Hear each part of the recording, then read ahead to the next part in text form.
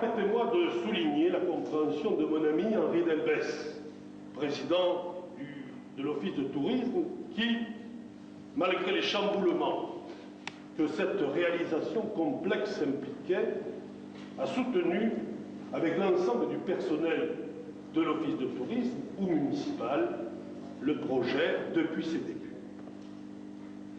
Je voudrais aussi féliciter les commerçants de la place et de la rue de la République qui ont su, avec une rapidité surprenante, s'adapter et participer très fortement au nouveau visage de l'environnement. Il y avait à côté une remise de bouteilles à gaz, des garages, un grenetier.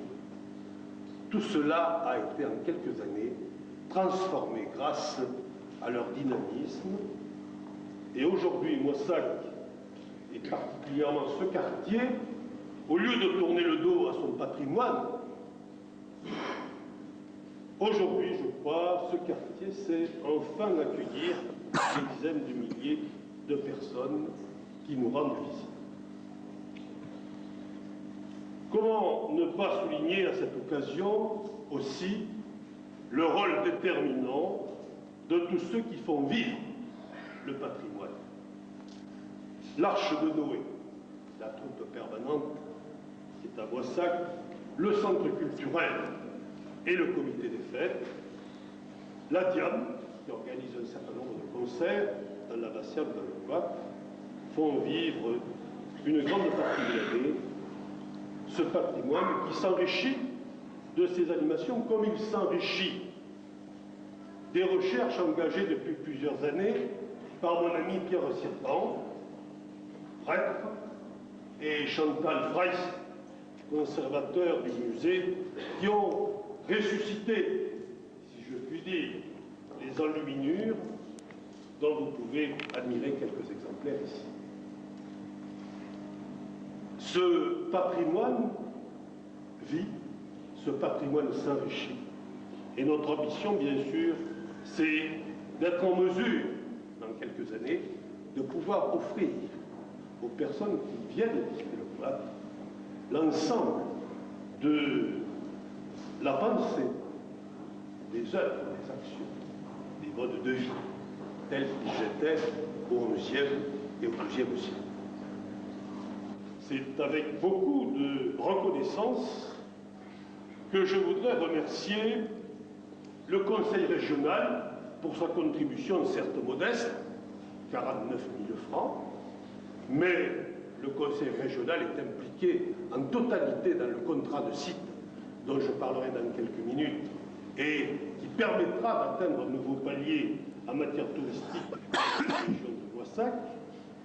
Remercier le département pour sa subvention, Monsieur le Président, de 252 000 francs. Remercier particulièrement M. Carrel, sous-préfet Sgard, Madame le Préfet. Je serai très reconnaissant de lui transmettre tous nos remerciements, puisqu'il nous a obtenu une subvention de 300 000 francs dans le cadre européen.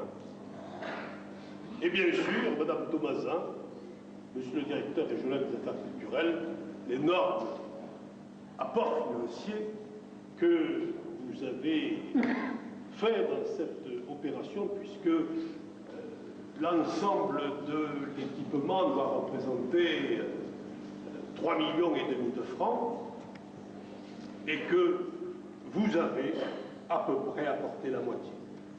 Et donc, je crois qu'il était juste que Moissac vous soit reconnaissante pour cette action financière d'envergure. Et vous-même, Monsieur le ministre, je tiens à vous remercier tout particulièrement pour les 500 000 francs que vous avez bien voulu nous apporter directement par le biais du ministère du Tourisme, ce qui a incontestablement permis de réaliser cet équipement dans de meilleures conditions, avec des matériaux, des meubles, des décorations de plus grande qualité que ce que nous aurions pu faire seulement avec les aides précédentes. Merci infiniment. Approchez-vous, messieurs, approchez-vous. On présente deux moyens de choper ça, ça va être magnifique.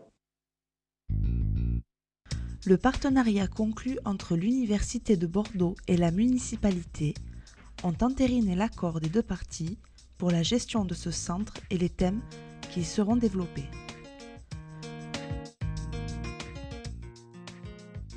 Une visite du syndicat d'initiative nouvellement aménagée.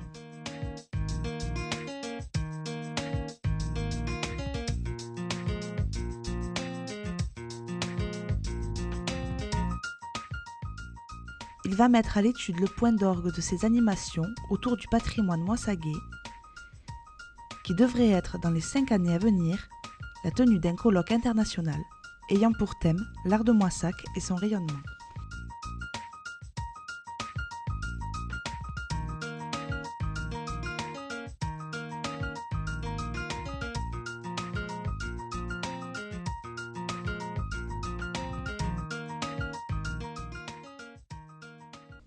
Connaissez-vous l'histoire de l'abbatiale de Moissac et de son porche ?